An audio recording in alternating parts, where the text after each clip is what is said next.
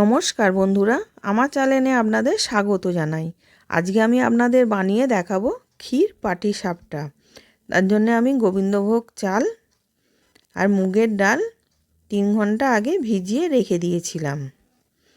এবার চাল ডালটা একসাথে মিক্সিতে পেস্ট করে নেব। এই যে মুগের ডালটাও ভিজে গেছে, চালটাও ভালো মতন ভিজে গেছে। এবার আমি মিক্সির বাটির মধ্যে নিয়ে নিচ্ছি।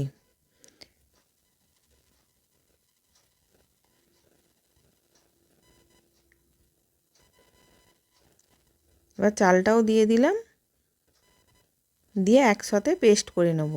খুব বেশি চাল দেব না, ডালও দেব না, অল্প করে দেব। শুধু ময়দার করলে একদম নরম হয়, চাল আর ডালটা দিলে একটুখানি সফট হয়, খুব সুন্দর খেতে হয়। এবার আমার পেস্ট করা হয়ে গেছে। এবার আমি একটা বাটিতে ঢেলে নিলাম। এবার ওর মধ্যে 2 চামচ চিনি দিলাম, স্বাদ অনুযায়ী নুন দিলাম, আর 1.5 বাটি ময়দা দিয়ে দেব।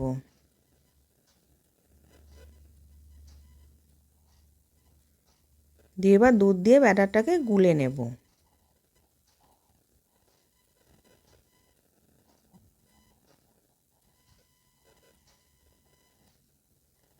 এবার গোলা হয়ে গেছে, আমি এরকম পাতলা রেখেছিলাম। এবার আমি ভেতরে পুরটার জন্য সন্দেশটাকে তৈরি করে নেব। 500 লিকুইড দুধ নিয়েছিলাম। এবার ওটাকে ফুটিয়ে ফুটিয়ে আমি অর্ধেক করে নেব।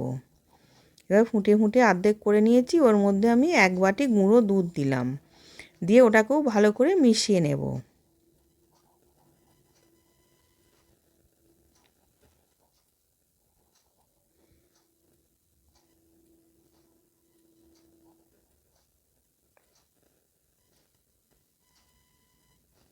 এবার ওর মধ্যে মিষ্টির জন্যে 3 চামচ চিনি দিয়ে দেব। যেহেতু গুঁড়ো দুধ দিয়েছি, বেশি মিষ্টি দেব না, গুঁড়ো দুধটা তো মিষ্টি, ওই জন্য 3 চামচ চিনি দিলাম। দিয়ে ওটাকে ভালো করে মিশিয়ে নেব। মিশিয়ে আর একটু ঘন করে নেব।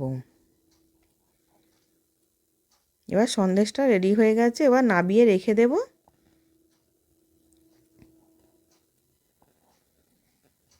এবার আমি চাটুর মধ্যে তেল ব্রাশ করে নিলাম, নিয়ে 1 হাতা ব্যাটারটাকে দিয়ে দিলাম। দিয়ে এবার আমি গোল করে নিচ্ছি। এবার আমি একটা তেজপাতা কেটে ওটাকে দিয়ে আমি গোল করে নিলাম। এবার ওর মধ্যে আমি সন্দেশের পুরটা দিলাম, দিয়ে এবার পাট পাট করে নেব।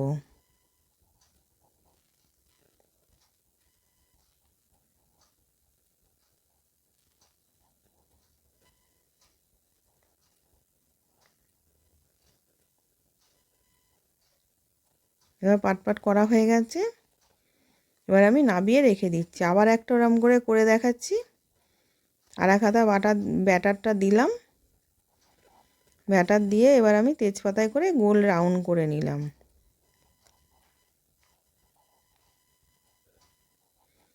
এবার সন্দেশের পুর দিয়ে এবার পাট পাট করে নেব।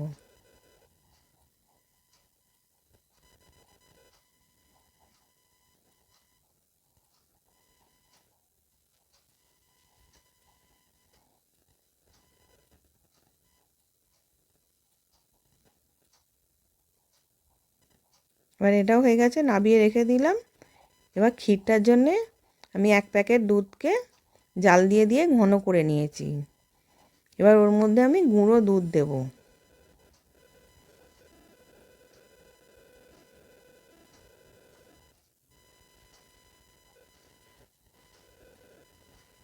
চার চামচ গুঁড়ো দুধ দিয়ে দিলাম। দিয়ে ওটাকেও ভালো করে মিশিয়ে নেব।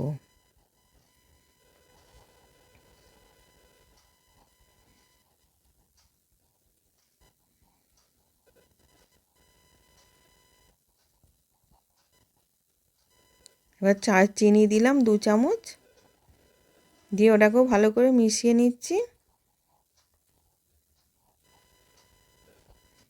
এবার ছোটো এলাচ গুঁড়ো দিলাম 1 চামচ, দিয়ে ওটাকেও ভালো করে মিশিয়ে নিচ্ছি। নিয়ে এবার ক্ষীরের মধ্যে পাটিসাপটাগুলোকে দিয়ে দিচ্ছি, দিয়ে ভালো করে ফুটিয়ে নাবিয়ে নেব।